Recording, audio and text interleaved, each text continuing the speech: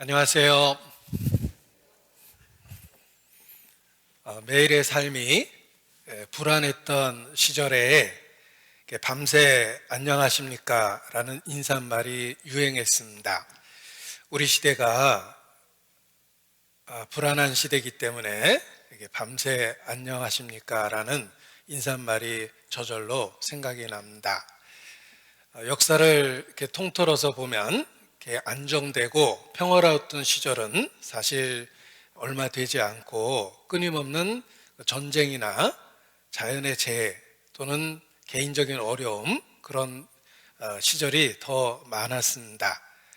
왜 하나님께서 인생에게 이러한 고통과 고난을 허락하시는 것일까라는 의문을 가질 수밖에 없습니다.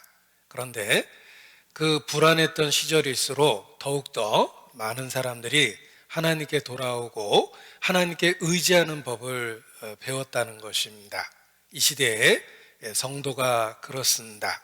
우리는 불안한 시대를 살고 있고 정말 밤새 안녕하십니까? 라는 말을 할 수밖에 없는 그런 시절을 살고 있습니다. 이러한 때 개인적으로 하나님께 더 가까이 있는 것이 이 시대를 사는 비결일 거라고 생각합니다. 오늘도 말씀 앞에 함께 모였습니다. 기도로 시작하겠습니다. 우리 가운데 역사하시는 거룩하신 아버지 하나님, 그리스도 예수 안에서 우리 각 사람을 불러주시고 하나님의 자녀 삼아주신 것 진심으로 감사 찬양을 드립니다. 모이기를 힘쓰라는 주님의 말씀을 기억하고 또 그날이 다가옴을 볼수록 더욱 그리하라는 주의 명령을 기억하며 이 시간 하나님 앞에 함께 모였습니다. 주 성령께서 친히 주관해 주시고 하나님의 영광만을 나타내 주시며 우리 각 사람 주의 권능의 손길로 붙잡아 주시기를 주님께 기도합니다. 병들고 어그러지고 약한 것들 주의 능력과 은혜로 고쳐주시고 주의 생명을 더 풍성하게 우리 모두에게 부어주시기를 주님께 간구합니다. 이 시대에 주의 군사로 살 수 있도록 일깨워 주시고 영과 육을 강건하게 만들어 주시기를 주님께 기도합니다. 세상에 빛이 되고 세상의 소금이 될 수 있도록 우리의 삶을 주관하고 다스려 주시옵소서. 우리 중에 누구든지 자기를 위하여 사는 자가 없고 자기를 위하여 죽는 자가 없도록 일깨워 주시고 사나 죽으나 주의 뜻 가운데 매일의 삶을 살 수 있도록 주님 도와주시기를 주님께 간구합니다. 함께 하시는 주님, 우리 가운데 역사하시는 주님께 모든 것을 의지합니다. 특별히 어려운 처지에 있는 분일수록 더 큰 은혜를 주시고 그 고난을 통해 하나님의 은혜를 경험할 수 있도록 도와주시기를 기도합니다. 또 이 시간 아직 구원 얻지 못한 이뤄진 영혼들, 특별히 가족과 친척과 지인들과 이웃들 속에 있는 이뤄진 영혼들을 기억하고 하나님 앞에 기도합니다. 구원의 방주로 여러 짐승들을 이끄셨던 것처럼 우리에게 속한 자들을 이끌어 주시고 주 예수를 믿으면 너와 내 집이 구원 얻으리라는 약속의 말씀이 온전히 이루어질 수 있도록 우리의 각 가정을 축복해 주시옵소서. 우리에게 주신 그 복을 또 우리 주변에 있는 사람들에게 나눠줄 수 있도록 우리를 복의 근원으로 삼아주시고 우리를 통해서 주의 역사를 이루어 주시기를 기도합니다. 예수께서 3년 반의 공생애를 이 땅에서 보내셨던 것처럼 우리 각 사람을 통해서 그 생애를 또 나타내 주시고 주의 역사를 이루어 주시기를 기도합니다. 이 시간도 오직 함께 하시는 주님께 모든 것을 의지합니다. 우리 심령에 각 사람 형편에 맞는 교훈과 말씀, 책망으로 함께하여 주시옵소서. 성령의 감동 감화하심으로 그 말씀을 실천할 수 있도록 은혜와 능력을 더해 주시기를 주님께 기도합니다. 주께 의지합니다. 저희를 사랑하시는 고마우신 우리 구주 예수님 이름으로 기도합니다. 아멘. 네, 성경, 구약 성경 중에 오늘 한 본문을 찾도록 하겠습니다. 성경 66권 중에 여자의 이름으로 되어 있는 두 권의 책이 있습니다. 정답은 룻기와 에스더입니다. 오늘 본문은 에스더입니다. 에스더 1장 1절을 찾겠습니다. 750페이지입니다. 750페이지 구약성경 에스더 1장 1절입니다. 에스더 1장 1절. 이 일은 아하수에로 왕 때 된 것이니 아하수에로는 인도로 구수까지 127도를 치게 하는 왕이라. 네. 에스더서는 10장까지 이루어져 있습니다. 에스더의 기자는 누구일까? 에스더서에 모르드게라는 인물이 나오는데 많은 분들은 모르드게다라고 이야기하지만 정답은 모르겠다가 답입니다. 누가 기록했는지 알려져 있지는 않습니다. 왜 명확하게 누가 기록했는지 표현하지 않았을까? 그것은 하나님의 선한 섭리 속에서 이루어진 것이며 어떤 의미에서는 우리가 알 필요가 없기 때문에 감추신 것이라고 생각합니다. 꼭 알아야 됐다면 틀림없이 기자가 누군지를 밝혔을 것입니다. 성경이 알려주는 것을 우리가 온전히 알 때 우리의 삶의 문제를 해결할 수 있습니다. 성경에 감추신 것은 그만한 이유가 있다라고 생각하고 호기심을 멈추는 것이 필요합니다. 하나님이 알려주지 않은 것도 그런 이유가 있기 때문에 몰라도 되기 때문에 안 알려주신 것이라고 생각하는 것이 옳습니다. 그런데 말입니다. 그것이 궁금하다라고 하면서 굳이 그것을 알려고 하고 이런저런 추론을 하는 것은 아무런 의미가 없다고 생각합니다. 모든 성경은 우리의 교훈을 위하여 기록된 것이며 성경을 통해서 그리스도를 알고 믿고 또 하나님의 사람으로 어떻게 살아야 될지 교훈해 주기 위해서 기록된 것입니다. 성경은 그리스도 예수 안에 있는 믿음으로 말미암아 구원에 이르게 하고 구원에 이른 뒤에 하나님의 사람으로 온전하게 합니다. 그래서 교훈과 책망과 바르게 함과 의로 교육하게 유익하며 모든 선한 일을 행하도록 하기 위해서 성경을 주신 것입니다.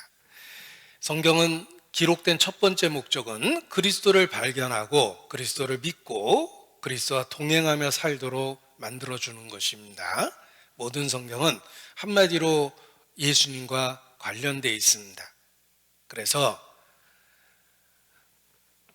예수께서도 너희가 성경에서 영생을 얻는 줄 생각하고 성경을 상고하거니와 이 성경이 곧 내게 대하여 증가하는 것이로다 라고 선언하셨습니다. 성경의 그 복잡한 이야기, 사건, 내용들, 수없이 많은 등장인물들은 결국은 우리로 하여금 예수 그리스도를 믿게 하기 위해서 기록하고 주신 것이라는 것입니다. 그래서 성경을 한마디로 요약하면 예수 그리스도입니다. 에스더를 읽을 때도 처음에 읽을 때는 문자 그대로 에스더라는 인물이 보입니다. 에스더에 대한 이야기구나. 페르시아의 왕후였던 에스더에 대한 이야기구나 라는 걸 알게 됩니다. 그런데 성령께서 우리 심령의 역사하심으로 말미암아 분명히 에스더라는 인물의 이야기를 읽었는데 놀랍게도 그 속에 감춰진 예수 그리스도와 관련된 이야기들이 보이기 시작합니다. 하나님의 구속의 역사가 에스더서에 가득 들어있다는 것입니다. 그래서 처음에 읽을 때는 에스더라는 인물이 보이지만 성령의 감동하심을 따라서 그 에스더의 이야기 뒤편에 있는 예수 그리스도와 관계된 구속의 역사가 보이는 것입니다. 그래서 우리가 이미 믿고 있는 예수 그리스도에 대한 신앙을 더욱 확실하게 하고 위로를 받고 살 수 있는 것입니다. 성막은 문자적으로 읽으면은 제사 지내는 도구와 방법에 대한 이야기입니다. 그런데 성령께서 우리 심령의 역사하심으로 성막의 모든 내용들이 예수 그리스도의 구속의 역사와 관련이 있다는 걸 깨닫게 하십니다. 이와 같이 에스더의 이야기도 그렇습니다. 그냥 에스더의 이야기였지만 어느덧 에스더라는 인물은 사라지고 그 뒤에 감춰진 구속의 역사가 보이기 시작합니다. 그래서 우리가 믿고 있는 십자가의 진리가 얼마나 확실한 진리인지를 더욱 확인하고 확증하게 되는 것입니다. 저는 개인적으로도 그렇습니다. 제가 에스더서를 공부하고 또 잘 전달하기 위해서 묵상하는 가운데 점점 더 예수 그리스도와 관련한 구속의 이야기가 보였습니다. 그래서 개인적으로도 놀랍고 큰 유익이 됐습니다. 큰 감동 속에 에스더서를 읽었는데 그 이야기를 어떻게 제가 전달해야 될지 두렵고 하지만 하나님이 내게 분명하게 그리스도와 관련해서 교훈을 주신 그 이야기를 조금이나마 나눌 수 있을 거라고 생각을 합니다. 에스더서를 본문으로 삼은 이유는 시기적으로 적당하기 때문에 그렇습니다. 오늘이 2021년 2월 21일입니다. 그런데 유대 종교력으로 보면 지금이 유대인들의 마지막 12월입니다. 아달월이라고 일컬어지는 마지막 12월입니다. 유대 종교력을 생각해 보십시오. 첫 달은 6월절로부터 시작됩니다. 6월절로부터 시작돼서 마지막 12월은 마지막 절기가 불임절로 끝이 납니다. 그 불임절이 우리 양력으로는 2월 25일과 26일입니다. 이번 주 금요일이 유대인의 1년 절기 중에 마지막 절기인 불임절입니다. 그래서 시기적으로 에스더서가 적절한 교훈이 되기 때문에 본문을 에스더서로 택한 것입니다. 이 불임이라는 말은 여기 본문에 유래가 있습니다. 불임이라는 말은 보십시오. 이 에스더의 뒤태만 봐도 참 아름답죠? 아하수에로 왕이 반할 만한 그런 아름다움을 갖고 있습니다.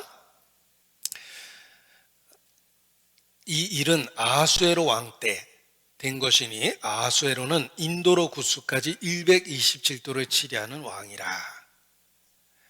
이 불임절이 한 해의 마지막 유대인의 명절이다라는 것은 특별한 의미를 갖습니다. 시작은 6월절로 시작하고 마지막 절기는 불임절이라는 것입니다.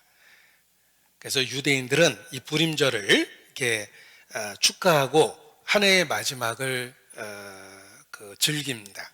해피 불임 이렇게 써 있는데 유대인들이 이 불임절을 한 해의 마지막 명절로 종교력으로 계산했을 때 마지막 명절로 즐긴다는 것입니다. 그래서 이스라엘과 함께 영원히 불임절을 축하하자 이렇게 이야기하고 있습니다. 그 불임절을 표현한 여러 그림들입니다. 한 해의 마지막 절기입니다. 이 그림이 누구일까라는 건 에스더서의 내용을 알면서 이해하게 됩니다. 에스더가 있고 아하수에로 왕이 있고 옆에 누굴까라고 하면 모르드게를 표현했을 겁니다. 주인공이니까. 자, 왜 불임절이란 말이 나왔는지를 보겠습니다. 불임이라는 말은 부르라는 아람어에서 출발합니다. 아하수에로 왕 12년 정월 곧 니산월에 무리가 하만 앞에서 날과 달에 대하여 부루, 이게 외국어니까 번역을 해놨습니다. 곧 제비를 뽑아 12월 곧 그달 아달월을 얻은지라. 이 부르라는 말이 제비 뽑다, 운명을 정하다 이런 뜻입니다. 그래서 무리가 부르의 이름을 쫓아 이 두 날을 불임이라 하고, 두 날을 불임절로 섬겼기 때문에 복수형입니다. 부르의 복수형이 불임입니다. 유다인이 이 글의 모든 말과 이 일에 보고 당한 것을 인하여 절기를 삼은 것입니다. 부르는 제비라는 뜻입니다. 제비를 뽑다, 운명을 정하다 이런 뜻이며, 히브리어의 복수형은 임이라는 말이 붙습니다. 그래서 부르임 하다 보니까 우리말로 불임 이렇게 된 겁니다. 외국어 그대로입니다. 이 불임절은 곧 제비 뽑는다라는 말, 운명을 정했다라는 말과 관련 있는 것입니다. 유대인들은 이날만 특별히 모든 것을 허용합니다. 심지어는 엄격한 규율을 갖고 있는 오소독스 종교인들조차도 이날은 마음껏 음주를 즐깁니다. 그래서 그냥 술을 맛보는 정도가 아니라 마음껏 음주를 즐기는 것도 허용해서 완전 낭장판에 이런 파티를 벌이기도 합니다. 그리고 이것은 라하산이라고 불리우는 것인데, 이걸 돌리면은 소음이 납니다.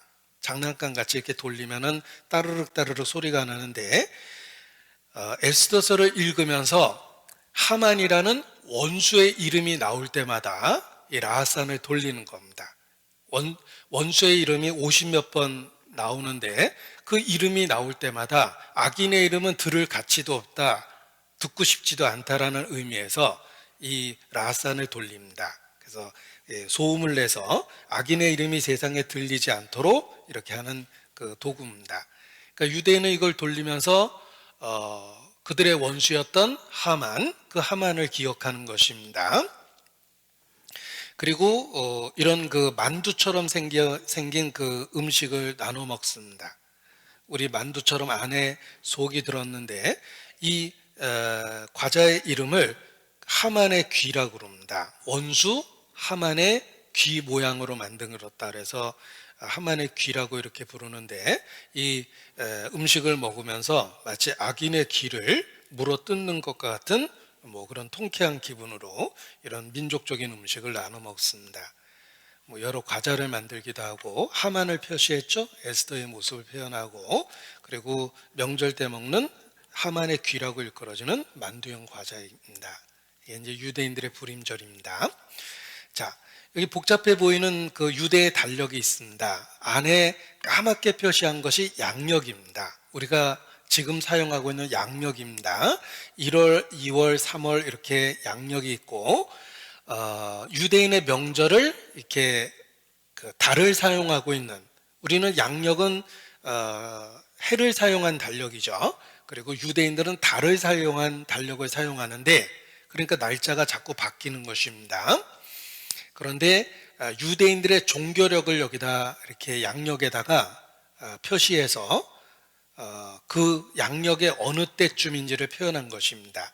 유대인의 정월 1월은 니산월이며 이 달에 6월절이 있습니다. 해의 첫 달입니다. 그들의 삶의 시작은 구원으로부터 시작되는 것입니다. 그래서 6월절로부터 한 해가 시작돼서 1년이 지나가는데, 마지막 12월을 아달이라고 그러죠. 이 마지막 12월의 마지막 명절이 불임절이라는 겁니다. 바로 운명을 바꾼 승리의 날입니다. 보십시오. 한 해의 시작은 6월절, 한 해의 시작은 불임절. 6월절은 양의 죽음을 통해서 이스라엘이 구원 얻은 것을 기념합니다. 구원으로 시작한 새로운 한 해가 악인의 완전한 멸망이라는 불임절로 끝이 난다라는 의미를 갖고 있는 겁니다. 그래서 축제의 의미를 갖고 있는 것입니다. 지금이 양력으로 바로 불임절의 기간과 가깝기 때문에 이 불임절에 대한 교훈을 함께 나누고자 하는 것입니다.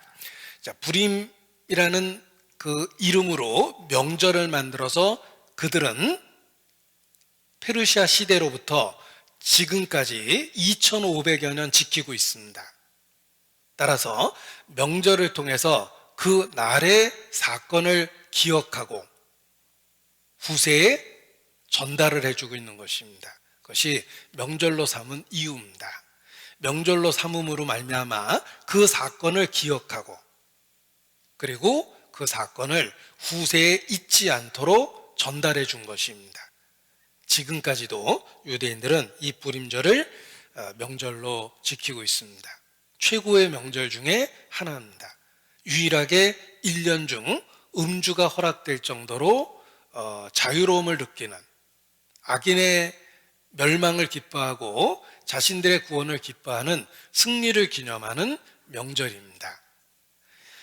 이 명절과 관련한 이야기가 바로 에스더서의 이야기입니다. 이 에스더서의 이야기는 기승전결을 갖고 있는 완벽한 스토리를 갖고 있습니다. 그래서 한 번만 읽어도 마치 어린 시절에 들었던 전래동화처럼 기억에 강하게 남게 되어 있습니다. 지금도 교회 안에서 자주 이렇게 연극을 해서 그 교훈을 나누는 것이 바로 이 에스더의 이야기이기도 합니다. 완벽한 이야기 구조로 되어 있기 때문에 연극으로 자주 이렇게 만들어지고 있습니다. 이 에스더서의 중요한 등장인물을 네 사람 소개해 드리겠습니다. 여기 하만이라는 유대인의 대적 악인이 있습니다. 하만이라는 유대인의 대적 악인이 있고, 여기 누구 얼굴이 슬쩍 보이죠? 예, 아는 사람일지 모르겠습니다. 이 하만은 당시의 유대인의 대적이기도 하고 역사 속에서 유대인을 멸절시키려 했던 또 다른 하만이 많다라는 교훈을 주는 것입니다. 그 중에 한 사람 히틀러의 얼굴을 제가 이렇게 중첩시켰는데, 하만과 같이 유대인의 멸절을 꾀했던 사람입니다. 그리고 아하수에로라는 절대적인 페르시아의 왕이 있었습니다. 그리고 모르드게라는 유대인이 있었고, 모르드게는 사촌 동생, 부모가 없는 사촌 동생을 어렸을 때부터 키워서 딸처럼 양육을 했습니다. 그래서 사촌 동생인 에스더가 있습니다. 딸처럼 양육했던, 부모 없었던 사촌 동생입니다. 그래서 등장인물이, 이렇게 중요한 등장인물이 네 사람이 있습니다. 하만, 아하수에로 왕, 모르드게, 그리고 에스더입니다. 이 아하수에로 왕은 페르시아의 왕입니다. 실제 모습으로 당시의 동전이니까 아마 이렇게 생겼을 겁니다. 역사에 나오는 크세르크세스라고 이야기하는데, 왕의 이름은 여러 가지 호칭으로 이렇게 이름이 하나가 아니라 이렇게 공식적인 명칭이 여러 가지입니다. 그래서 성경에 기록된 이름은 아하수에로고 역사 속에서는 크세르크세스로 알려져 있습니다. 다리오 왕의 아들입니다. 이 다리오는 마라톤 전투라는 그리스와의 전쟁을 했던 사람입니다. 그래서 42.195라는 마라톤 관련된 전쟁이 있었는데, 그때 패배했던 것이 아버지 다리오예요. 그 아들입니다. 그래서 아수르의 수건은 왕이 되고 나서 아버지가 그리스 전쟁에서 패했습니다. 마라톤 전투에서. 따라서 다시 한번 그리스를 침략하기 위한 것이 삶의 목표였습니다. 그래서 끊임없이 전쟁을 준비하고 여러 차례 그리스를 쳐들어가게 되고, 그러나 여러 번의 전투에도 불구하고 계속 패하게 됩니다. 그리고 마침내 완전히 포기하고 본국으로 귀환합니다. 그런데 이게 먼 그리스까지 가서 했던 원전 전쟁이었기 때문에 전쟁을 여러 차례 패했음에도 불구하고 페르시아라는 제국은 끄떡이 없었습니다. 왜냐하면 그 전쟁을 페르시아에서 한 것이 아닙니다. 원정 전쟁이었거든요. 그러니까 자신의 권력을 유지하는 데는 별 지장이 없었던 겁니다. 그래서 그리스 전쟁을 여러 차례 시도했지만 결국은 실패했다라고 역사 속에 나옵니다. 살라미스 해전에서 패전했다라는 역사적 이야기는 유명합니다. 그리고 불임절의 중요한 인물은 하만, 제가 이해하기 쉽게 아는 사람 얼굴을 인용했습니다. 아각 사람으로 함무다다의 아들이다. 이 아각이 아말렉의 왕을 아각이라고 그럽니다. 이집트의 왕을 바로라고 그러죠. 또 블레셋의 왕을 아비멜렉이라고 그럽니다. 왕의 호칭입니다. 이 아각은 아말렉 왕을 아각이라고 그래요. 그래서 아각 사람이라고 표현한 거 보니까 아말렉 족속의 왕손이다, 이렇게 이야기하는 겁니다. 아말렉 족속의 왕손이었던 사람입니다. 아말렉의 왕족 출신이다. 그리고 은 1만 달란트라는 거액을 통해서 뇌물을 쓰고 유대인을 다 죽이려는 그 계획을 꾸몄던 사람입니다. 그래서 은 1만 달란트라는 거액의 뇌물로 왕의 환심을 사고 유대인 말살 계획을 세웠다가 본인이 죽게 됩니다. 그의 이름이 하마가 아니고 하만입니다. 그래서 악인의 이름이 듣기 싫다고 요 라하산이라는 장난감 같은 도구를 돌리는 겁니다. 그 다음에 모르드게는 유대인입니다. 다른 사람은 다 엎드려 절하고 있는데 딱 버티고 있죠. 하만에게 절하기를 거부했던 유대인, 그가 모르드게입니다. 사울의 부친 기스의 증손자, 모르드게는 유대 왕손의 왕손입니다. 그러니까 사울 집안이에요. 유대 왕손입니다. 그리고 문지기로 생활을 했습니다. 아하수에로 왕이 암살당할 뻔했는데 그 사실을 알게 되고 신고하고 왕의 암살을 그 계획을 저지시킵니다. 공로를 세운 거죠. 그리고 아각 사람 하만에게 절을 거부하다가 위기에 빠지게 됩니다. 이 모르드게하고 관련해서 불임절이 생긴 겁니다. 그리고 에스더입니다. 잘못 보여줬습니다. 이 에스더가 아니고 이 에스더입니다. 유사품 에스더에 주의하시고, 제가 얘기 드리는 에스더는 우리 시대 유산균 파는 에스더가 아니고 바로 이분입니다. 에스더입니다. 굉장히 아름다웠다고 이렇게 돼 있습니다. 자, 이 아하수에로 왕과 관련한 그 우리 시대 영화 중에 헐리우드 300인이라는 영화가 있습니다. 이렇게 기괴하게 생기게 표현을 했는데 300이라는 그 헐리우드 영화를 보면 스파르타를 쳐들어가서 스파르타 300 용사들과 싸우고 엄청나게 고전을 하지만 결국은 승리하게 됩니다. 그가 아하수에로입니다. 그래서 역사적 그 스파르타를 침공했던 그 인물이 바로 에스더의 남편 아하수에로였습니다. 이것이 이제 등장 인물들에 대한 이야기입니다. 전체 내용을 이렇게 소개해 드리겠습니다. 자, 에스더의 내용은 10장까지 있습니다. 주제는 유대인을 보호하는 여호와, 위기 속에서 유대인을 지키는 여호와 하나님의 모습이 있습니다. 자, 10장까지의 내용을 세 토막을 냈습니다. 이렇게 우리가 생선도 세 토막 내야지 관리하고 다루기가 쉬운데 그 10장까지의 내용을 세 토막을 냈습니다. 그래서 1장부터 2장은 유대인의 보호 준비, 와스드리아는 첫 번째 황후가 폐위되면서 에스더가 그 자리를 차지하게 됩니다. 그리고 모르드게가 내시의 모반, 왕을 죽이려는 음모를 막았다는 그 공로를 세웁니다. 이게 이제 앞부분의 이야기입니다. 그리고 3장부터 6장까지는 하만이 등장해서 유대인을 살해하려는 음모를 꾸밉니다. 모르드게만 죽이는 게 아니라 모르드게의 민족인 유대인까지 다 죽이자라는 음모를 꾸미게 되고, 여왕 에스더는 왕 앞에 그 목숨을 걸고 나아가게 됩니다. 그때 했던 고백이 널리 알려져 있습니다. 죽으면 죽으리이다. 죽음을 각오하고 자기 민족을 위해서 왕 앞에 나갔습니다.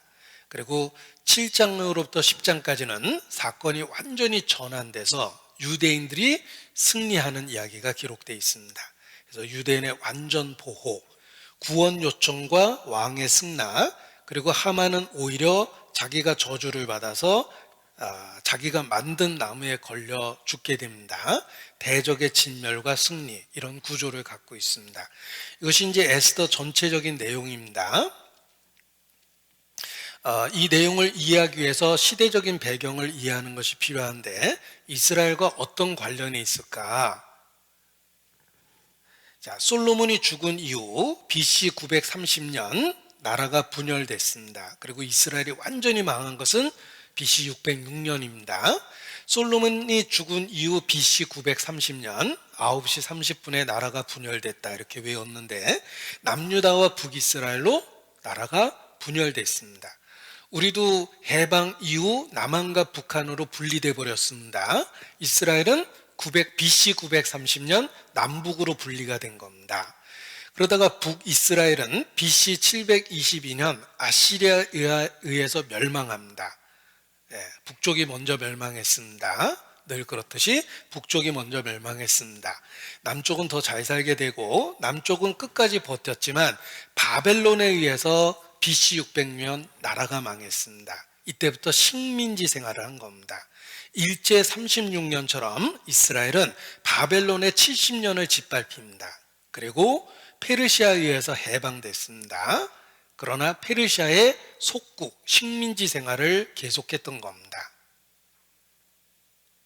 페르시아를 알렉산더가 멸망시킵니다. 알렉산더가 멸망시키게 되면서 그리스의 통치를 받게 됩니다. 그래서 이스라엘이 헬레니즘 문화의 영향을 받게 되고, 히브리어로 기록됐던 구약 성경이 그리스 언어인 헬라어로 번역돼서 전 세계에 전해질 수 있는 계기가 됩니다. 그러니까 민족적으로는 불행한 역사를 겪었지만 성경이 헬라어로 번역돼서 보급될 수 있는 기회가 생긴 겁니다. 이 그리스를 로마가 재통합합니다. 예수님은 로마 시대에 태어났습니다. 이스라엘은 끊임없이 식민지 생활을 했고, 에스더는 페르시아 시대에 있었던 이야기입니다. 그래서 에스더의 배경을 이해해 볼 수가 있는데, 바벨론에서 해방돼서 70년 만에 포로 생활을 마치게 됐습니다. 그들이 싸워서 독립한 게 아니라 페르시아 왕이 바벨론에 있었던 이스라엘을 풀어준 겁니다. 그런데 놀라운 것은 이 사실이 성경에 예언되어 있었다는 것입니다. 이 사실이 성경에 예언되어 있었다는 것입니다. 이사야서 44장에 보면 페르시아 시대를 예언했습니다. 이사야 선지자가 그 후에 있을 이야기를 예언했는데 페르시아 왕의 이름까지 정확하게 예언했습니다. 고레스라고 예언했습니다. 고레스에 대하여 이르기를 그는 나의 목자라, 나의 모든 기쁨을 성취하리라 하며, 예루살렘에 대하여는 이르기를 중건되리라 하며, 성전에 대하여 이르기를 내 기초가 세움이 되리라 하는 자니라. 놀랍게도 고레스가 태어나기도 훨씬 전에 이사야 시대 때 이미 예언했다는 것입니다. 고레스는 페르시아의 왕이었지만 메시아의 모형이 되는 것입니다.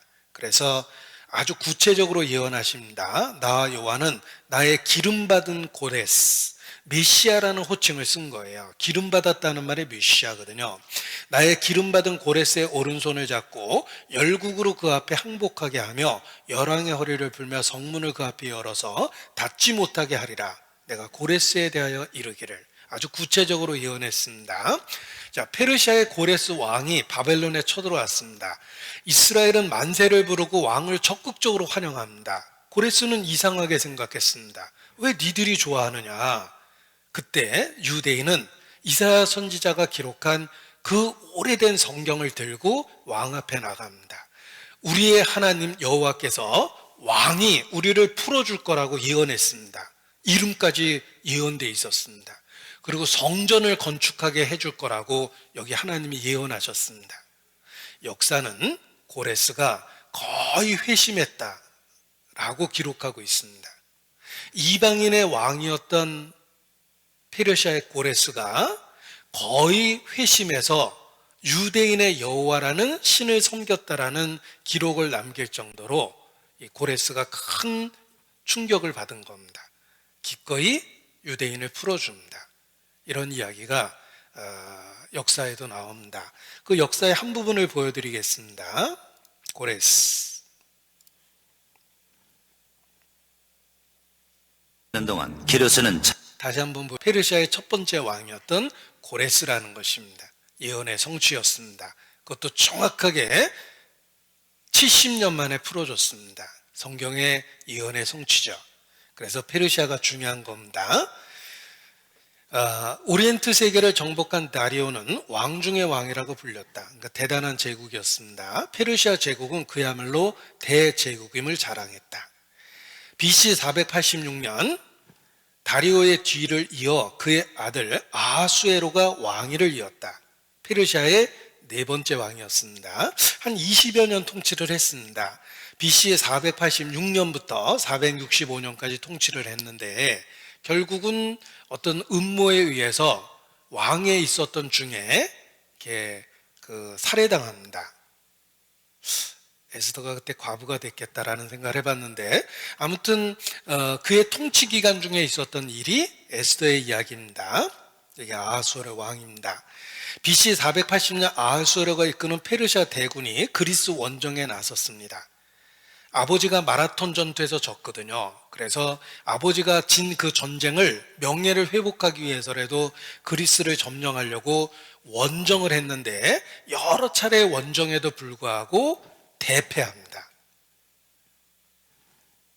그리스 원정을 통한 전쟁에서 완전히 패한 후 아하수에로는 더 이상 전장에 나타나지 않았습니다. 포기했던 거예요.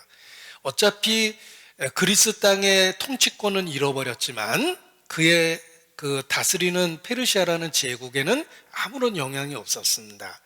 그는 페르시아로 돌아간 뒤 14년간을 더 살았지만 그에 대한 기록은 자세하지 않다. 이게 이제 에스더와 관련한 시대의 이야기입니다.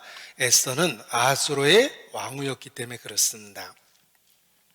아하수로의 신하 하만은 아말렉 족속의 후손으로 유대인을 극도로 혐오하는 사람이었습니다. 그는 에스더 왕비의 사촌 오빠이자 양 아버지인 유대인 모르드게가 자신에게 절하지 않았다는 데 분노했습니다. 유대인들은 반역적이기 때문에 모두 죽여야 한다고 왕을 설득한 그는 결국 왕의 동의를 받아냈습니다. 유대인이 다 죽을 위기에 처해 있었는데 유대인을 놔두면 반란을 일으킬 거라고 왕에게 모함한 겁니다. 이에 에스더 왕비는 죽으면 죽으리라는 심정으로 왕 앞에 나아가 하만의 악한 계획을 모두 드러내고 유대인들을 구해냈습니다. 유대인들은 이날을 부림절이라 하고 축일로 삼았습니다. 아직까지도 그 일을 기억하고 축제로 삼은 것입니다. 하만은 모르드게를 죽이려고 만들었던 그 나무에 자기가 죽게 된 겁니다. 이 내용이 이제 에스더의 이야기인데 이게 에스더 이야기를 좀 구체적으로 한번 다시 써봤습니다. 에스더의 이야기입니다. 자, 바벨론 포로가 된 지 100년 후 있었던 이야기입니다. 70년 만에 풀려났고 지금 자유롭게 돌아가고 있는 그때입니다. 페르시아의 당시 수도였던 수사에서 있었던 일입니다. 그래서 이게 수산궁이라고 이렇게 되어 있습니다. 중국지 이름 중에 수산궁이 있더라고요. 거기서 땄나 보다라는 생각을 했습니다. 자, 유대인의 공동체 안에서 있었던 일인데 모르드게와 하다사는 사촌 여동생이었습니다. 딸처럼 키웠습니다. 에스더의 본명은 하다사입니다. 이 페르시아 왕 당시 아하수에로가 등장합니다. 크세르크세스입니다. 그리고 악인 하만이 등장하고 모르드게는 하다사라는 사촌 동생이 있었는데 그녀의 부모가 죽자 그녀를 자기의 딸로 삼아서 키웠습니다. 양육했습니다. 이 에스더가 왕비가 돼서 그 왕 앞에 나아가게 됩니다. 왕비가 됐습니다. 그런데 모르드게가 문지기였을 때 왕을 죽이려는 신하들의 음모를 듣고 왕을 살려주는 그 공로를 세웁니다. 그 사이에 이제 하만은 점점 높아져서 그 최고의 권력자가 됐습니다. 그는 아각 사람이고 아말렉 족속이었습니다. 이스라엘과 태생적인 원수죠. 하만이 높아지면서 모르드게를 미워하게 됩니다. 왜냐하면 유일하게 자기에게 절하지 않았기 때문에 그렇습니다. 그래서 모르드게가 절하지 않은 이유로 분노하게 되고, 모르드게가 절하지 않은 이유로 분노하게 됩니다. 이 모르드게는 하만에게 절하지 않고 버텼어요. 절대 절할 수 없다. 난 유대인이다. 라고 얘기하니까 하만이 모르드게뿐만 아니라 그의 민족까지 다 죽이겠다라는 악한 계획을 세운 것입니다. 그리고 유대인을 죽이라는 그 조서를 아무 생각 없이 술만 먹고 있는 왕이죠.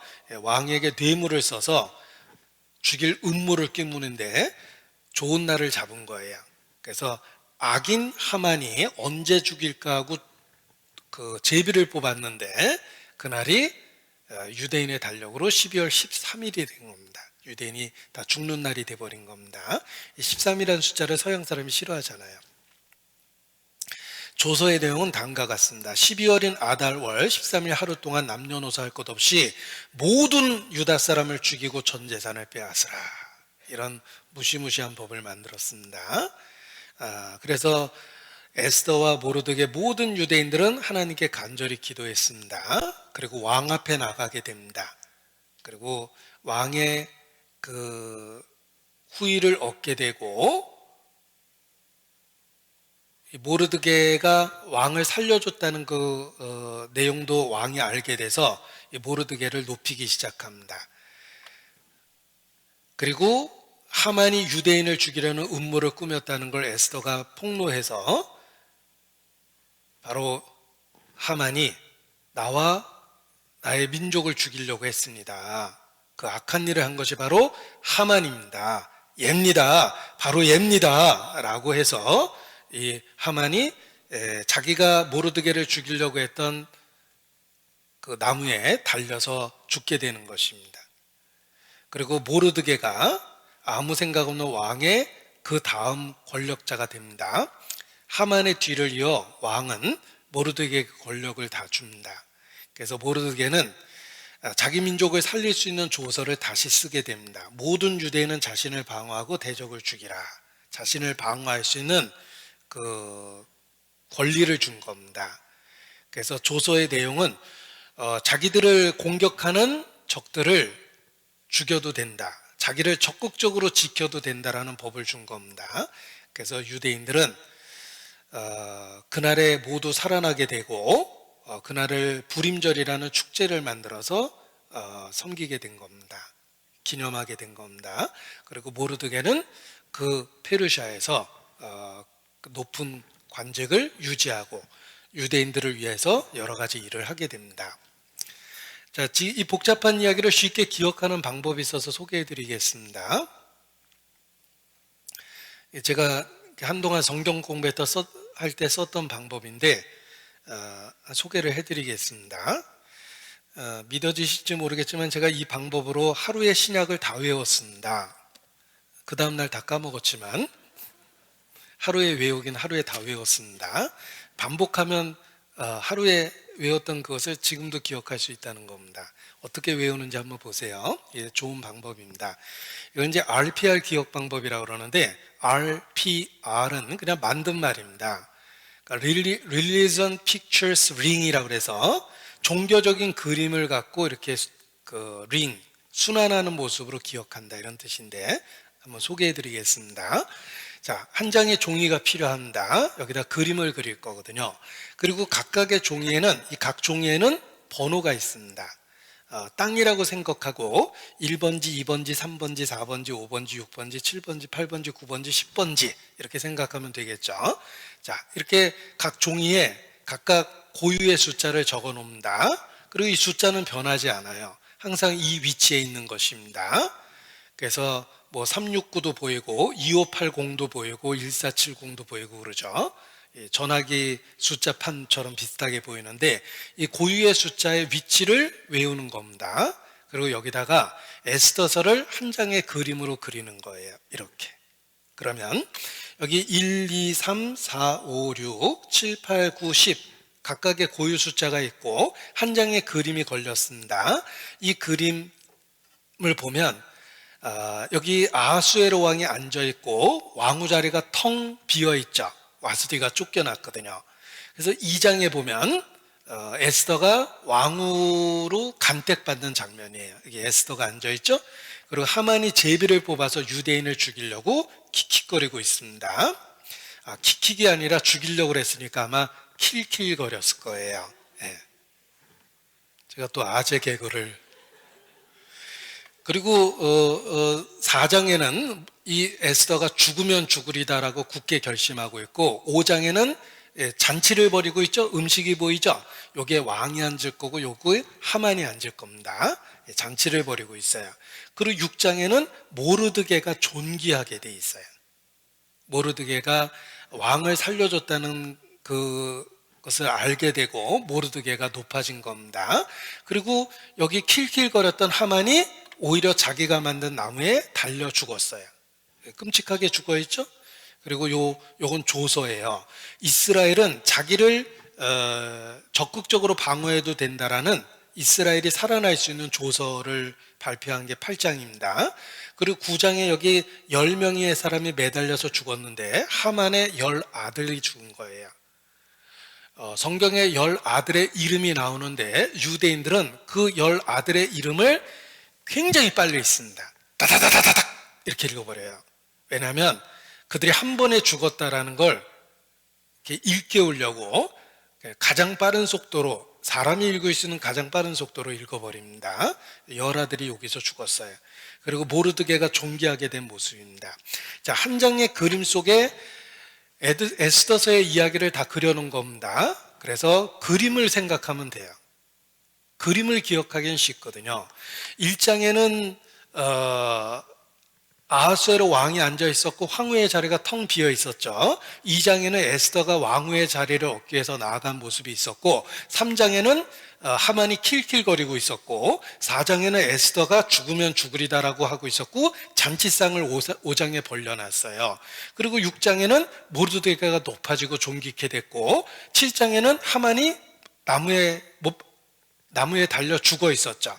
그리고 그 밑에 8장에는 이스라엘을 자유롭게 하겠다라는 조서가 붙어 있었고 9장에는 하만의 열아들이 매달려 있었습니다. 그리고 10장에는 모르드게가 존귀하게 돼 있었죠. 적어도 이번 시간 내내는 이 에스더서가 10장까지 다 기억이 날 겁니다. 반복하면 평생 기억하실 수 있습니다. 그래서 굉장히 좋은 여러 기억 방법 중에 굉장히 좋은 기억 방법이기 때문에 제가 이 방법을 사용해서 에스더서를 다 10장까지 내용을 외웠습니다. 제가 이렇게 열심히 설명했더니 어떤 분이 뭘 그냥 읽으면 외워주지 뭘 그렇게 외워? 이렇게 말씀하시는 분이 있는데 그분은 상위 1%에 해당하는 금수저입니다. 하나님이 재능을 주신 거예요. 그런데 보통 사람은 노력해야지 외우기 때문에 제가 이렇게 기억하려고 이렇게 발버둥을 쳐봤습니다. 아무튼 에스더서가 10장까지 기억이 나시죠? 존분 빼놓고는 다 기억이 나실 거예요. 졸다 일어나서 그림 보고 뭐야? 이렇게 하시면 안 됩니다. 자, 에스더 전체적인 이야기를 말씀을 드렸습니다. 에스더 1장에 보면 아수르의 왕후였던 와스디, 당대에 아마 미스 페르시아 출신일 겁니다. 굉장히 아름다웠던 와스디가 왕후의 자리에서 쫓겨나는 이야기가 있습니다. 왕후의 자리에서 폐위되고 쫓겨나는 이야기가 있는데 왜 쫓겨났냐면 왕이 180일 동안 잔치하고 또 7일 동안 이어서 또 잔치를 하면서 마지막 순서에 왕후를 그 아름다운 미모를 보여주기 위해서 나오라고 그랬는데 와스디가 거절했습니다. 그 일로 인하여 와스디가 쫓겨나는 이야기가 에스더 1장에 있습니다. 에스더 1장 12절입니다. 에스더 1장 12절.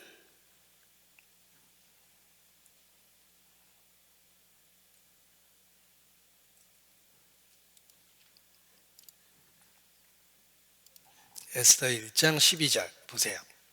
그러나 왕후 와스디가 내시에 전하는 왕명을 쫓아오기를 싫어하니 왕이 진노하여 중심이 불붙는 듯 하더라.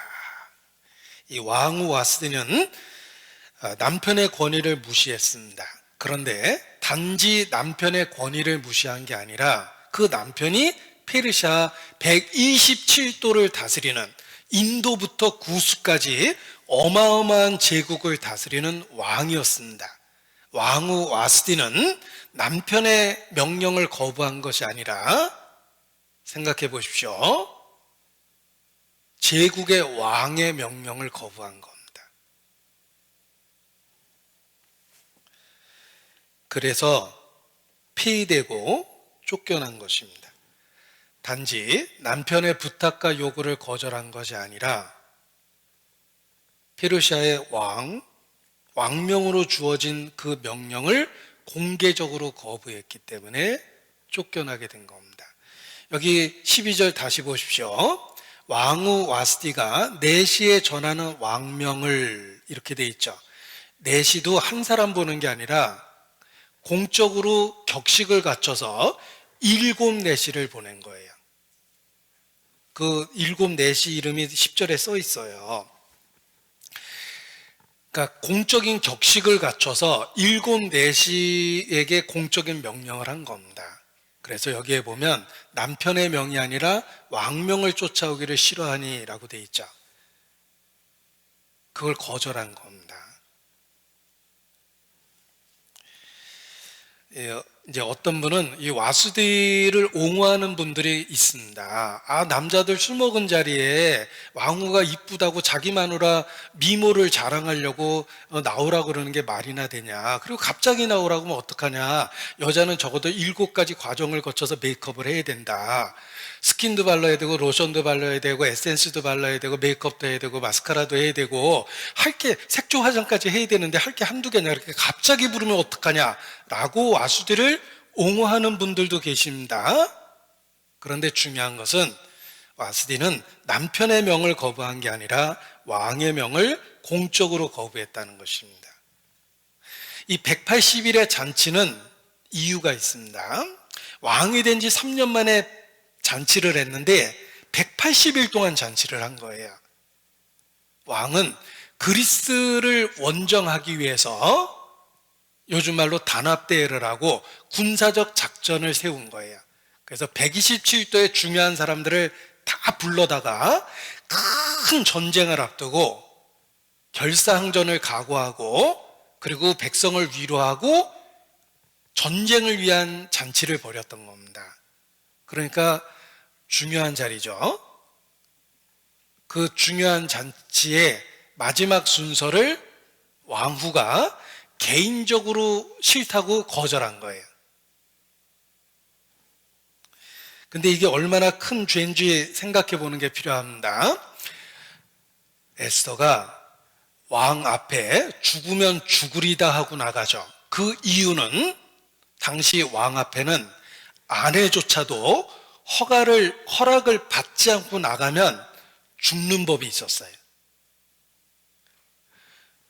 왕후조차도 왕 앞에 나타나려면 허락을 받아야 돼요. 그 시절에 와스디가 왕의 명령을 거역한 겁니다. 그게 얼마나 큰 죄가 되겠습니까? 왕은 굉장한 모욕감을 느낀 겁니다. 게다가 이 잔치는 전쟁을 위한 예비잔치였습니다. 그런데 자기 아내조차도 자기 말을 듣지 않는 상황에서 전쟁을 하겠다는 왕의 명령에 사람들이 어떻게 생각하겠습니까? 왕권이 흔들려 버린 거예요. 단지 잔치에 나오라는 걸 거절해서 폐위시켰다 이렇게 생각하면 안 됩니다.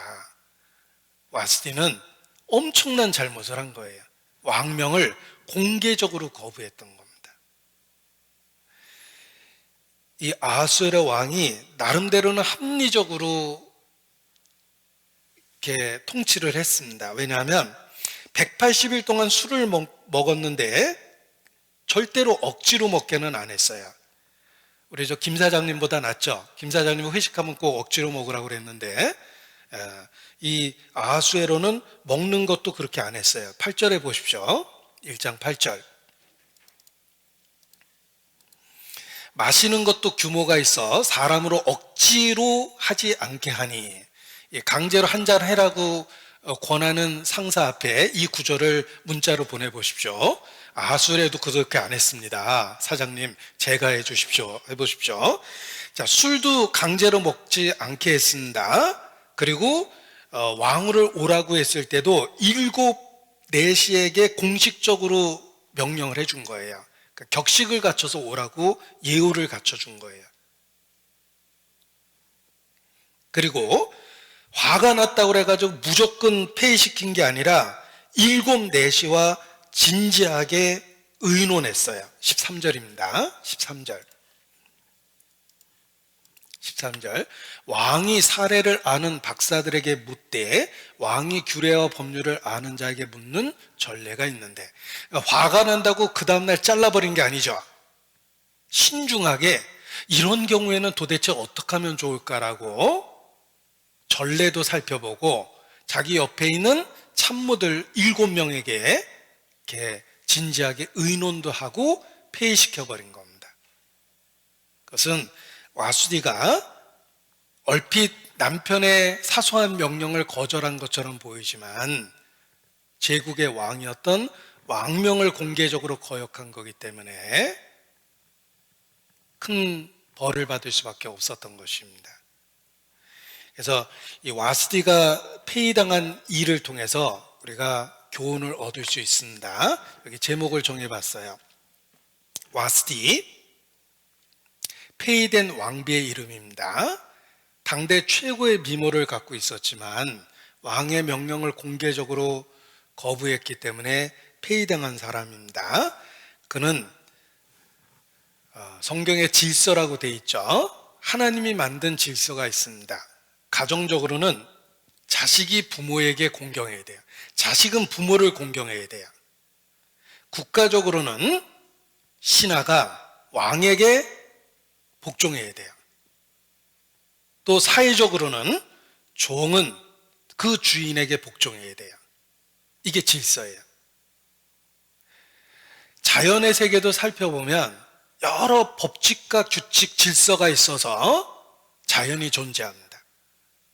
그 규칙이 맞아서, 아주 복잡한 규칙이 맞아서 대자연이 존재할 수 있는 거예요. 하나님은 질서의 하나님입니다. 그 질서를 무너뜨리는 것이 큰 죄가 된다는 것을 와수디의 경우를 통해서 가르쳐 주는 것입니다. 성경에 하나님이 세운 위계 질서를 무너뜨린 첫 번째 존재가 마귀, 곧 사단입니다. 사단은 피조물이면서 창조주처럼 되려 했습니다. 내가 지극히 높은 자 비기리라. 그게 마귀의 대사죠. 천사가 마귀가 된 이유는 질서를 무너뜨리고 감히 하나님의 자리에 앉으려 했던 것입니다. 지극히 높은 자와 비기리라. 인간을 왜 죄인이라고 이야기합니까? 우리의 마음의 보좌에 주님이 계신 게 아니라 자아가 있어요. 자기가 자기 인생의 왕이고 피조물임에도 불구하고 자기 마음대로 인생을 삽니다.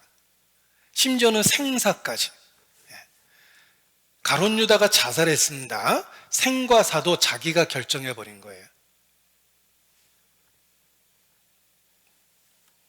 이 질서를 깨트리는 것이 얼마나 큰 죄가 되는지를 와스디의 경우를 통해 보여준 겁니다.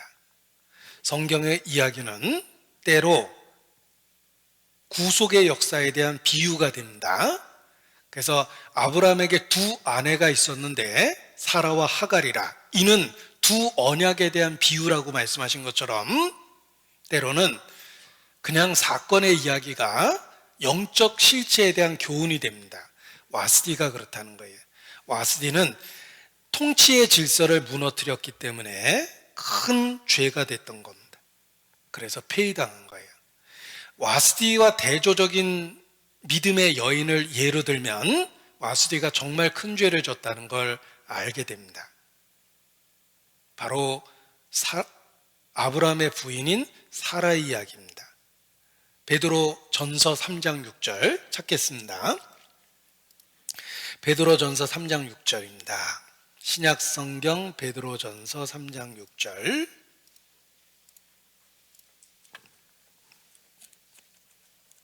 베드로 전서 3장 6절. 제가 읽어드립니다.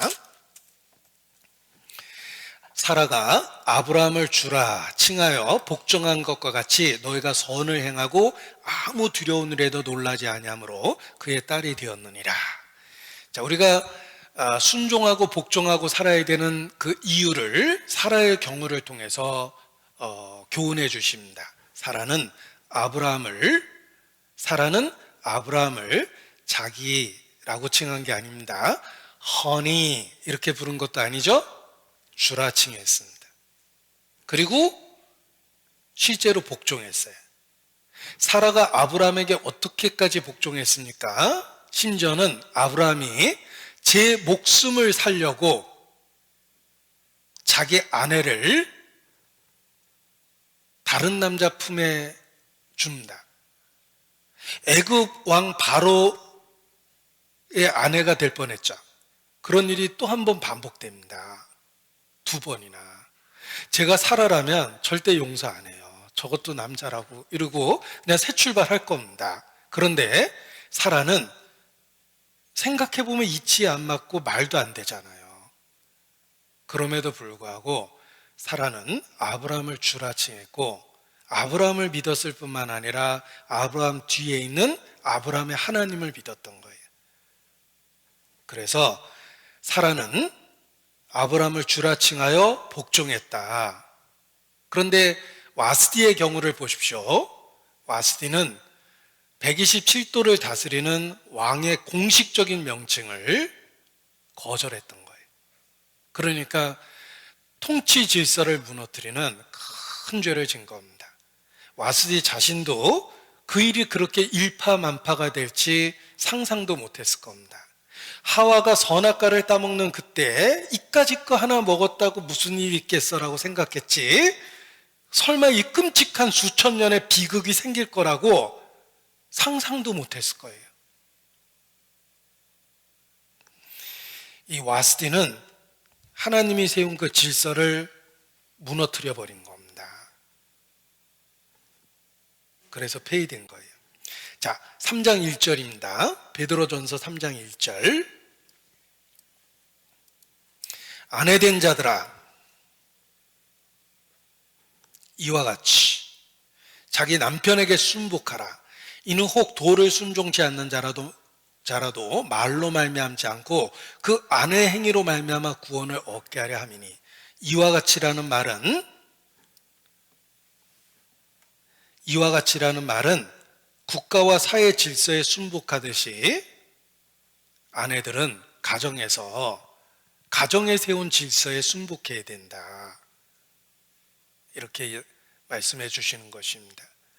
하나님은 가정에도 질서를 세우고 사회에도 질서를 세우고 국가에도 질서를 세우고 대자연에도 질서를 세우고 영적인 통치에 있어서도 질서를 세우는 질서의 하나님입니다. 그래서 그 와스디의 죄가 왜 그렇게 심각한 죄가 될까라는 것을 우리가 당시 페르시아 시대의 왕의 위치나 권위를 생각해 보면 와스디가 얼마나 큰 죄를 졌는지를 알 수 있게 됩니다. 그리고 이 시대에 우리에게 교훈이 될 수밖에 없는 이유는 그 권위에 불순종하는 와스디가 우리의 본성 속에도 있습니다. 우리 속에 선악과를 기웃거리는 하와도 들어있고 우리 속에 질서를 무시하는 와스디의 교만한 마음도 우리 속에 있다는 것입니다. 그래서 가정에서도 때로는 질서를 무시하죠. 자식이 부모에게 대들고 아내가 남편을 우습게 여기고, 직장에서도 직장이 만들어낸 권위와 질서를 무시하고,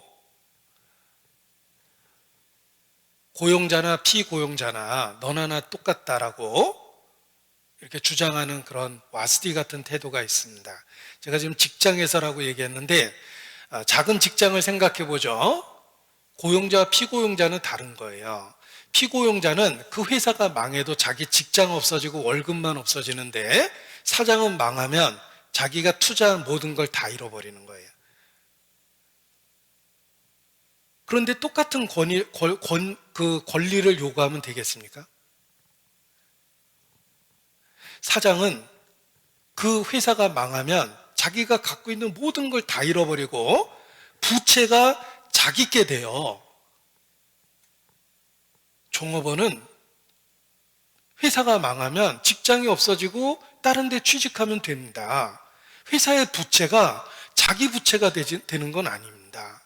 그런데 권리를 동등하게 갖자라고 얘기하면 얼핏 맞는 말처럼 보이지만 사회 질서를 뿌리째 흔들게 되는 거예요. 이걸 이제 확대하면 공산주의 이론이 되는데, 나는 공산당이 싫어요 라고 모 어린이가 얘기하다가 이렇게 큰 어려움을 당했는데, 저도 개인적으로는 똑같은 고백을 합니다. 아무튼 질서가 있다는 것입니다. 가정에도 질서가 있고 직장에도 질서가 있고 국가에도 질서가 있는 거예요. 그래서 윗사람을 인격적으로 존중할 만하지 않다면 그럴 수 있죠. 윗사람이 인격이 나쁠 수도 있거든요. 그래도 존경해야 된다. 직분만을 갖고도 존경해야 된다 라는 교훈이 있습니다. 그 사람이 나의 윗사람이라는 직분 하나만으로도 그 위치를 인정을 해줘야 됩니다. 그래야지만 조직이 유지가 되고 가정이 유지되고 사회가 유지됩니다. 그런데 작은 자나 큰 자나 똑같다라고 주장하면 그 질서가 깨지기 시작하는 겁니다. 그래서 가정에서도 질서가 있어야 되고 직장에서도 질서가 있어야 돼요. 그래서 아랫사람이 있고 윗사람이 있고 승진이라는 게 있는 거예요. 그리고 승진이 되면 책임도 더 크게 가져야 돼요. 누리는 것만 크게 되는 게 아니잖아요. 그래서 그 질서를 지키고 사는 것이 필요한데, 우리의 마음속에 와스디가 있다는 것입니다.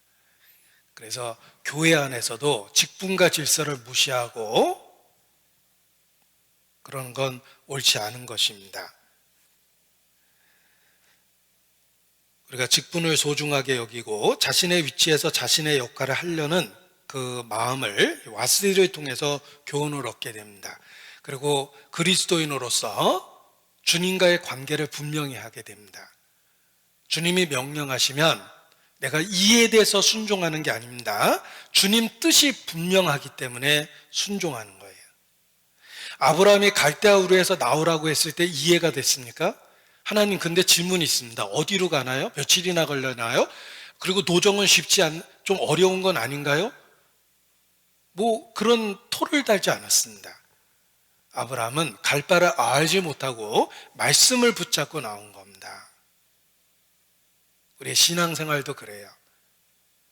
하나님의 뜻이 분명하다면 우리에게 필요한 것은 이해가 아니라 순종이에요. 내가 이해하는 것만 순종하려고 그러면 신앙생활이 될 수가 없습니다. 이해하지 못해도 하나님의 뜻이 분명하다면 순종하는 것이 성도의 위치입니다. 왜냐하면 예수님은 내 인생의, 내 삶의 왕이시오 주인이시기 때문에 그렇습니다. 그래서 우리 본성 속에 있는 와스디를 경계하라 라는 것입니다. 권위에 불순종하려는 와스디는 우리 본성 속에 있습니다. 그리고 와스디가 폐위당하고 에스더가 그 위치를 차지하는 것에는 구속의 역사에 대한 모형적인 교훈들이 들어 있습니다. 첫째 것을 폐하고 둘째 것을 세우는 구속의 역사가 있습니다. 먼저 태어난 에서를 버리시고 발꿈치를 잡고 열망했던 야곱을 택했습니다. 첫 것을 버리고 둘째 것을 세우셨죠. 첫 번째는 율법을 주셨지만 율법으로는 구워 얻지 못하고 우리에게 복음을 주셔서 복음을 통해서 하나님과의 관계를 갖게 하셨습니다. 또 첫사람 아담은 실패했지만 마지막 아담이라고 표현된 예수님은 승리했습니다. 첫 것을 폐하고 둘째 것을 세우는 원리를 폐위당한 와스디의 모습을 통해서 보여줍니다. 또 우리가 살고 있는 천지, 이 땅과 하늘은 없어질 것입니다. 천지는 없어지겠으나 주께서 예비하신 둘째 것, 새하늘과 새 땅이라는 완전한 세계가 우리에게 주어집니다. 그래서 첫 것을 폐하고 둘째 것을 세우는 원리가 이 안에 들어있다는 것입니다. 그리고 첫 번째 선택을 받았던 유대 민족은 처절하게 실패했습니다. 그리스도를 거절했기 때문에. 그러나 그리스도를 영접하는 이방인들은 하나님의 은혜와 축복에 참여하게 됩니다. 유대인은 실패했고 이방인은 하나님의 은혜를 그들에게 주시려고 했던 은혜를 받게 됐습니다. 이런 구속의 역사도 이 와스디의 이야기 속에 모형처럼 들어있다는 것입니다. 첫 것은 폐하고 둘째 것을 세우는 하나님의 역사가 와스디 이야기 속에 들어있습니다. 그리고 이 페르시아의 아수르의 왕 당시의 시대를 알면 이 사건이 얼마나 의미가 있는지를 더 깨닫게 됩니다. 그 당시가 어떤 시대인지를 보도록 하겠습니다. 이 페르시아 아하수에로 왕의 통치 기간이 보십시오.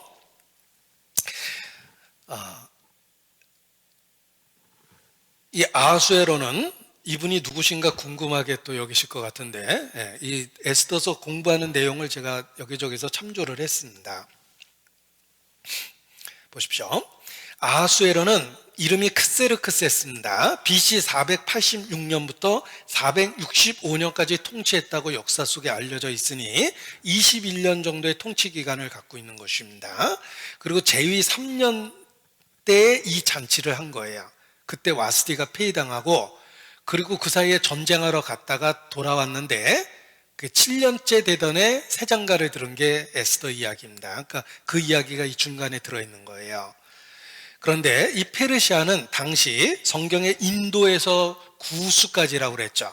그러니까 굉장히 큰 제국을 다스리는, 땅을 다스리는 제국이었어요. 페르시아가 거대한 제국이었습니다.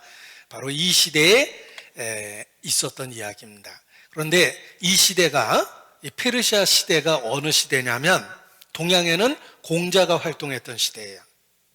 공자님이 활동했던 시대고 서양에는 소크라테스나 피타고라스가 활동했던 그 시대입니다. 그러니까 어느 시대인지 알 수 있겠죠. 이 시대가 유대인에게는 아주 중요한데 그 중요한 이유가 무엇인지를 보여드리겠습니다. 자, 에스더의 기록 목적과 관련 있는데 보십시오. 페르시아는 여기 있습니다. 페르시아에 있는 유대인에게 있었던 일이에요. 그리고 페르시아에 있는 유대인 중에 일부는 이미 예루살렘으로 귀환했어요. 고레스가 자유롭게 돌아오게 했기 때문에 귀환했던 그 시대입니다. 그래서 유대인들은 예루살렘에도 살고 있었고 페르시아에도 남아 있었던 그 시대에 있었던 이야기입니다. 자, 이 시대적 배경, 그들은 예언의 성취 시대를 살고 있었다라는 걸 기억할 필요가 있습니다. 예언의 성취 시대를 살고 있었다 그랬죠. 자, 고레스 왕이 초자연적으로 정말 나타났고 70년 만에 정말 해방시켜줬고 게다가 자기의 재정을 통해서 성전 짓는 것을 허락해 줬어요. 대단한 역사죠? 그런 일은 세계 역사 속에 반복되지 않습니다. 기적이기 때문에 그래요. 그들은 예언의 성취를 본 거예요. 우리 시대에 이스라엘의 독립을 받죠. 1948년 20년 뒤 예루살렘의 회복을 봤어요. 그리고 신문을 열면 유대인이 시오니즘 운동에 의해서 돌아온다는 얘기를 반복해서 보고 있습니다. 당시 유대인은 예언의 성취 시대를 살고 있었습니다. 우리도 마찬가지예요. 우리도 예언의 성취 시대를 살고 있습니다. 그럼에도 불구하고 아직도 하나님의 약속을 붙잡고 귀환하지 않고 남아있는 유대인이 있었다는 것입니다. 그들에게 있었던 일입니다. 이렇게 시대를 아는 것이 필요합니다. 자, 이 시대를 아는 것이 왜 필요하냐면, 자, 에스라 느헤미야에 의해서 유대인들이 본국으로 귀환하죠. 그래서 예루살렘에 성전을 짓고 성벽을 만들고 그러는 거예요. 그래서 유대 왕국을 재건합니다. 그때 있었던 이야기입니다. 크게 두 부류가 있었어요. 약속의 땅으로 돌아온 유대인, 귀환한 유대인이 있었고, 페르시아에는 남아있는 유대인이 있었어요. 바로 이 남아있는 유대인에게 있었던 일입니다. 그래서 당시 유대인들은 약속대로 돌아온 유대인이 있었고, 머뭇거리며 아직 페르시아에 남아있었던 유대인이 있었던 겁니다. 위기는 이들에게 닥친 거예요. 자, 남은 자와 돌아온 자에 대한 이해를 갖고 있어야 됩니다. 예루살렘으로 돌아오지 않고 멀리 떨어져 살고 있던 유대인들 중에는 이전 모습과 많이 달라진 성전에 대해서 더 이상 기대감을 품지 않는 사람들도 있었습니다. 초라했거든요. 이스라엘은 큰 나라로 독립한 게 아니라 피난민 같은 수준의 귀환을 했던 겁니다. 그러니까 우리는 가지 말자, 여기서 믿으면 되지, 이렇게 생각한 겁니다. 페르시아 제국에서 성공하기를 바랐던 유대인들 중에는 신앙을 지키기 위해 본토로 향하는 자기 민족에게 관심조차 없는 사람들도 많이 있었습니다. 왜냐하면 그들은 페르시아에 정착했고 땅이 있었고 집이 있었고 재물이 있었거든요. 그러니까 돌아가고 싶지 않은 거예요. 가면 개고생이야. 여기가 좋잖아. 그리고 여기서 하나님 믿으면 되지, 뭐 꼭 굳이 약속의 땅으로 돌아갈 필요가 있어? 우리는 어차피 여기서 태어났잖아. 우리는 여기서 태어나서 우리의 언어는 페르시아어야. 히브리어는 우리한테 외국어 같잖아. 말도 잘 안 통하는 나라인데, 여기는 우리 집도 있고 비즈니스도 있고 우리 사업은 다 여기 있는데 우리가 왜 돌아가? 이런 유대인들이 많았다는 것입니다. 바로 그 기간에 있었던 일이라는 거예요. 여기 역사를 더 이해할 수 있는 도표를 만들어 봤는데, 보세요. 이스라엘이 BC 606년에 망했습니다. 그래서 1차 바벨론 포로가 있었어요. BC 605년에. 그리고 1차, 2차, 3차로 나눠서 잡혀갔죠. 한 번에 잡혀간 게 아닙니다. 세 번에 나눠서 잡혀가면서 70년 포로 생활을 하다가 BC 538년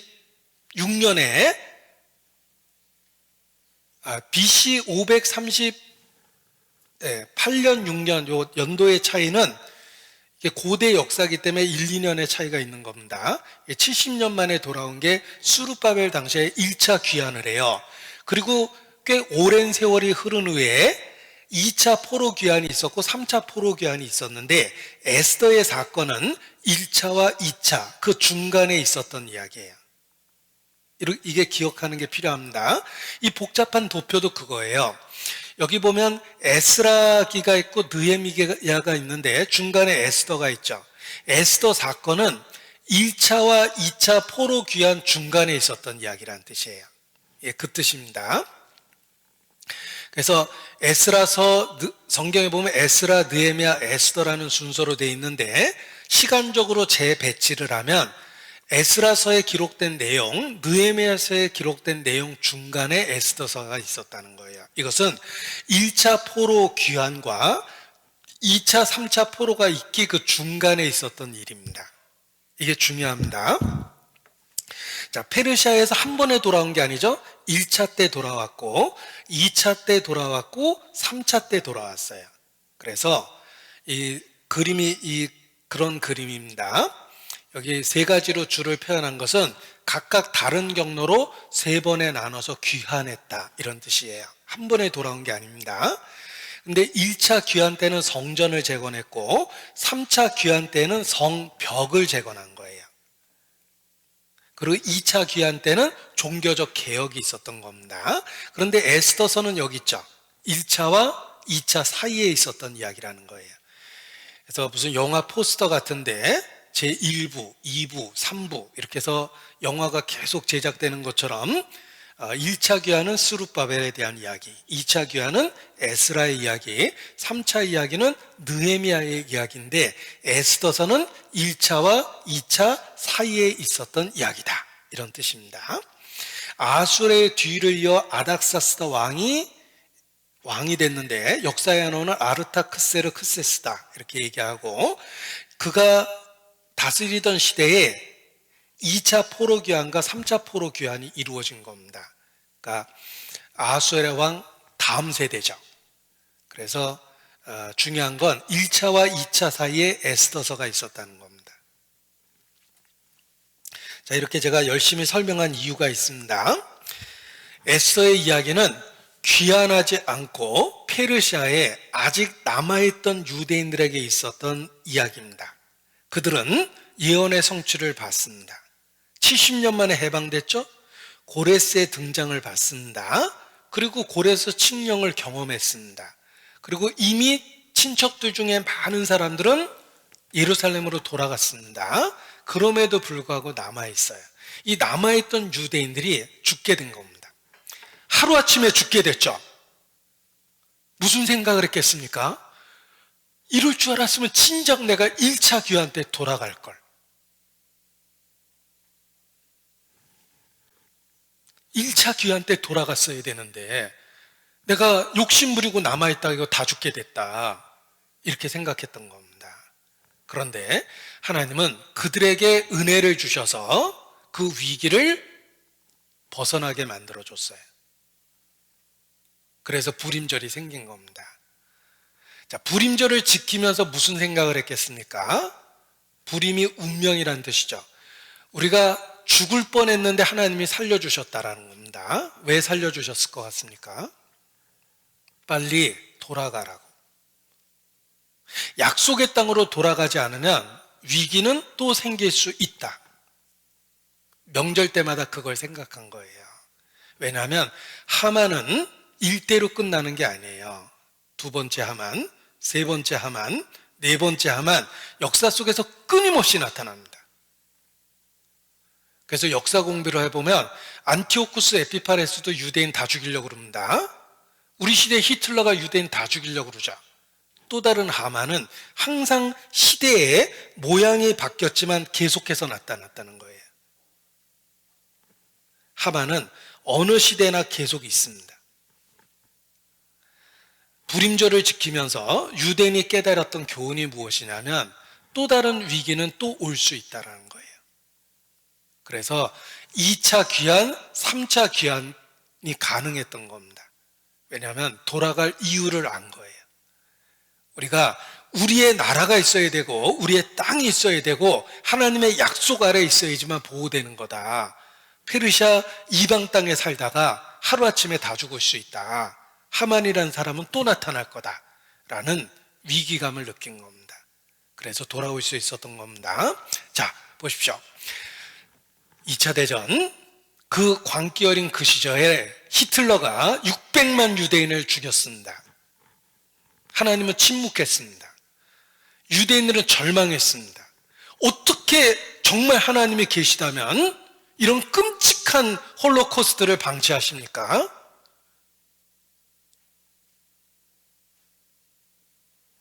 그 히틀러 때문에 유대인이 확실하게 알았던 게 있습니다. 이스라엘은 나라가 필요하다는 거예요. 그리고 1948년 독립할 때 그 힘이 홀로코스트의 그 끔찍한 재앙 때문에 모일 수 있었던 거예요. 단합할 수 있었고 나라가 세워져야 된다라는 필요성을 느꼈고 유대인은 적극적으로 돌아온 겁니다. 끔찍한 일을 겪었잖아요. 그리고 독립을 선언했을 때 전 세계 모든 국가는 이스라엘의 동정론을 펼쳤어요. 야, 저 유대인들이 나라 없이 떠도니까 그렇게 끔찍하게 죽었잖아. 그들에겐 나라가 필요해. 그러니까 팔레스타인을 제껴놓고 거기다가 독립선언을 허락을 해준 겁니다. 유대인이 홀로코스트라는 끔찍한 재앙을 겪었지만 그 불행한 역사는 이스라엘의 독립을 가능하게 만들어 놓은 거예요. 지금도 그렇습니다. 시오니즘 운동이라고 해서 유대인이 끊임없이 유대 땅으로 돌아가고 있습니다. 그 끔찍한 홀로코스트의 재앙은 유대 나라의 존재를 그들로 하여금 절대적으로 느끼게 해준 겁니다. 그래서 당시 페르시아에 남아있던 유대인이 겪었던 위기가 결국은 2차, 3차 유대인의 귀환에 도움이 됐던 것처럼 역사 속에서 유대인이 겪었던 끔찍한 홀로코스트조차도 유대 독립에 도움이 됐고 지금도 그들이 나라를 위해서 똘똘 뭉칠 수 있는 이유가 되는 것입니다. 우리 개인적인 고난과 고통과 슬픔, 사건과 사고도 마찬가지입니다. 그리스도인이라고 전쟁할 때 모면할 수 있는 게 아니에요. 전쟁이 나면 총알이 그리스도인만 피해 다니는 게 아닙니다. 전염병이 돌면 그리스도인만 안 걸리는 게 아니고 경기 폭망, 경기 침체가 일어나면 그리스도인만 사업이 잘 되는 게 아닙니다. 똑같이 고통받고 똑같이 힘들고 똑같은 어려움을 겪게 됩니다. 그런데 그 고난을 대하는 태도가 바뀌어요. 그리스도인은 고통 어린 이 세상에서 주여 내가 무엇을 바라리요? 나의 소망은 주께 있나이다. 신앙을 분명히 하고 삶을 살아갑니다.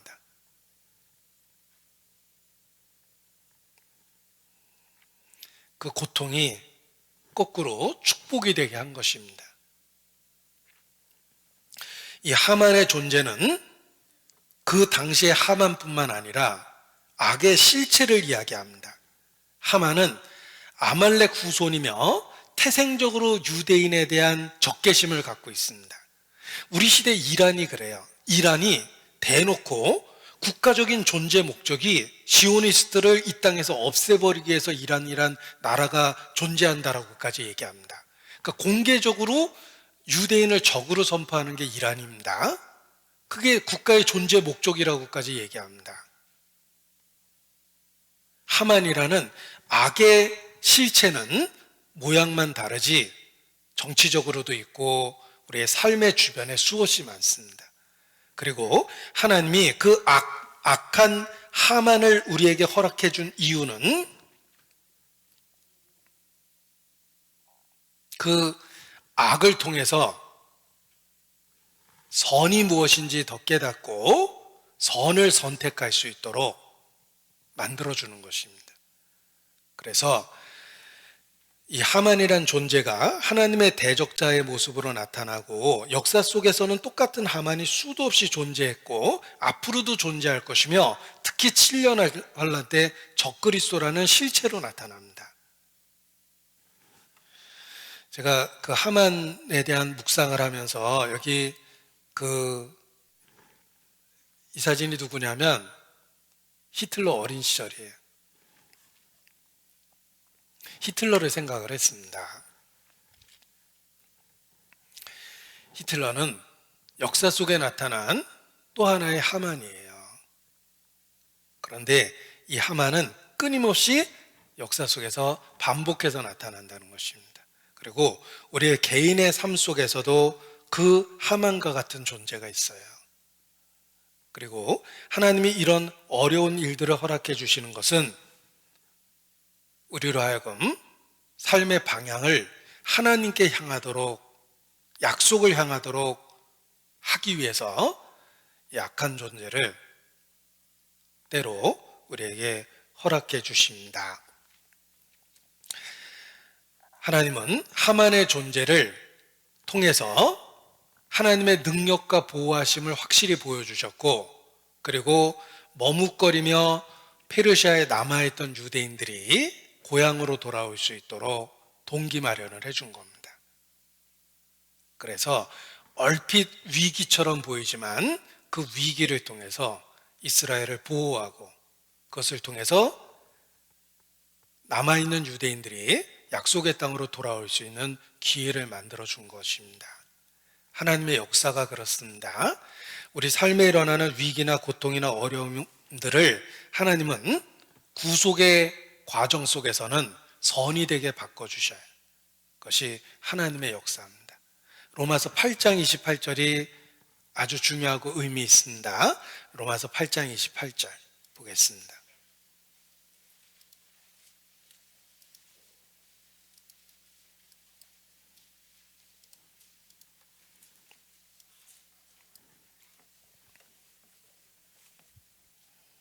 함께 읽습니다. 우리가 알거니와 하나님을 사랑하는 자, 곧 그 뜻대로 부르심을 입은 자들에게는 모든 것이 합력하여 선을 이루느니라. 우리가 겪고 있는 모든 일이 결과적으로는 우리에게 반드시 유익이 된다라는 것을 보증해 주십니다. 탈무드에 나오는 이야기입니다. 어떤 랍비가 여행을 하고 있었는데 갖고 있는 소지품 중에 등불이 있었고, 그리고 여행길에 외로울까봐 개 한 마리가 있었고, 타고 다니는 나귀가 있었습니다. 그래서 여행 중에 있었는데 어떤 마을에 가까이 이르렀을 때 날이 져서 할 수 없이 그 마을 근처에서 등불을 켜고 잠을 청했습니다. 그런데 글을 좀 읽어보려고 했는데 등불이 바람불에 의해서 그냥 홀라당 꺼져 버렸답니다. 그래서 많이 아쉽지만 다시 불씨를 구한다는 게 어려웠기 때문에 그냥 잠을 청했습니다. 그런데 아침에 일어나 보니까 데리고 다녔던 개를 여우가 와서 물어 죽였답니다. 죽어 있었어요, 개가. 그리고 더 황당했던 것은 그 타고 다녔던 나귀를 사자가 와서 또한 물어 죽였습니다.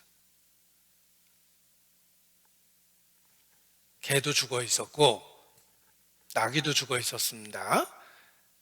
그래서 너무너무 실망했대요.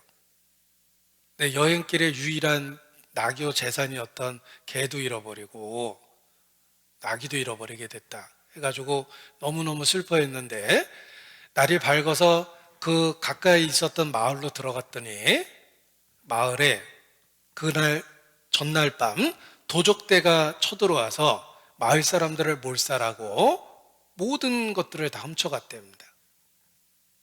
그 순간 깨달았답니다. 만약 바람에 등불이 꺼지지 않았다면 마을로 다가오고 있는 도적대가 자기를 먼저 봤을 것이다. 그리고 개가 살아있었다면 도적대를 보고 짖게 되니까 내가 죽을 뻔했던 거구나.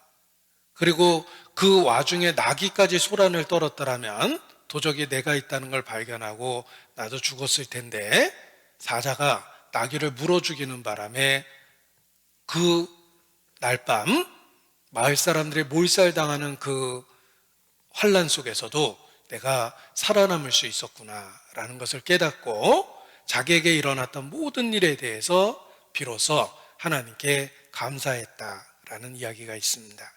얼핏 재난처럼 보이고 불행처럼 보이지만 그것이 도리어 복이 됐다는 이야기입니다.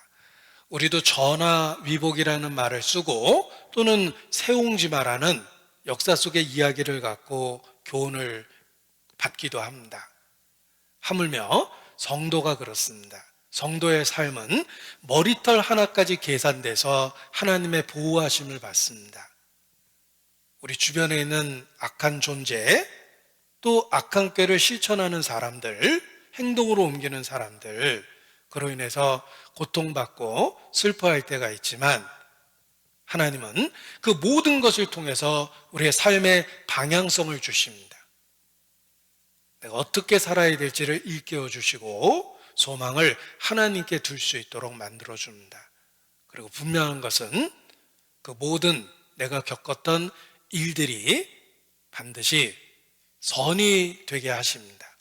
그래서 로마서 8장 28절에 있는 말씀처럼 하나님을 사랑하는 자, 곧 그 뜻대로 부르심을 입은 자에게는 모든 것이 합력하여 선이 된다는 말씀을 경험하게 해주는 것입니다. 성도의 삶이 그렇습니다. 믿음을 갖고 자신의 지난 삶을 잘 살펴보십시오. 결코 내가 살아온 인생길이 평탄하거나 만사형통하진 않았습니다. 겪을 거 다 겪었죠. 그런데 분명한 것은 내 삶에 영적으로 손해난 것은 하나도 없다는 것입니다. 그리고 내가 겪었던 그 일 때문에 오늘 이 시간까지 내가 주의 이름을 부르고 있고 주님과 교통하고 있습니다. 신앙을 지켜주신 거예요. 에스더서를 제가 읽으면서 그 말씀 속에서 마치 성막의 모형 속에서 구속의 역사를 보는 것처럼 끊임없이 예수님을 봤습니다. 얼마나 개인적으로 제가 감동을 받았는지 모릅니다. 그런데 오늘 에스더의 시대적 배경을 설명하면서 많은 시간을 거기다 썼습니다. 그래서 다음 시간에 시즌 2에 얼마나 제가 감동을 받았는지에 해당하는 그 말씀을 나누고자 합니다. 기도하시겠습니다. 아버지 하나님, 놀라운 섭리 가운데 우리를 구원해 주시고 보호해 주시며 오늘도 함께 해 주시는 것 주님께 감사 찬양을 드립니다. 우리 삶 속에 혹 와수디처럼 질서를 무시하는 잘못된 마음을 버릴 수 있도록 주님 도와주시고, 또 우리 삶에 여러 가지 어려움을 만드는 하만과 같은 존재가 있지만 모든 것을 초월해서 통치하시는 주님 은혜만 바라보고 더욱 주님께 감사 찬양을 드립니다. 우리의 삶을 주관해 주셔서 천성에 이르는 그날까지 영육간에 보존해 주시고 매일의 삶 속에 하나님의 영광을 나타내 주시옵소서. 주께 의지합니다. 코로나로부터 교회를 지켜주시고 말씀을 지켜주시며 하나님의 영광을 나타내 주시옵소서. 우리의 연약함을 고백하고 오직 주의 능력과 은혜만 사모하고 의지합니다. 우리 모두를 지켜주시기를 주님께 간구합니다. 더욱 간절히 주님께 기도합니다. 붙잡고 인도하여 주시옵소서. 고마우신 우리 구주 예수님 이름으로 기도합니다. 아멘. 네, 광고 말씀.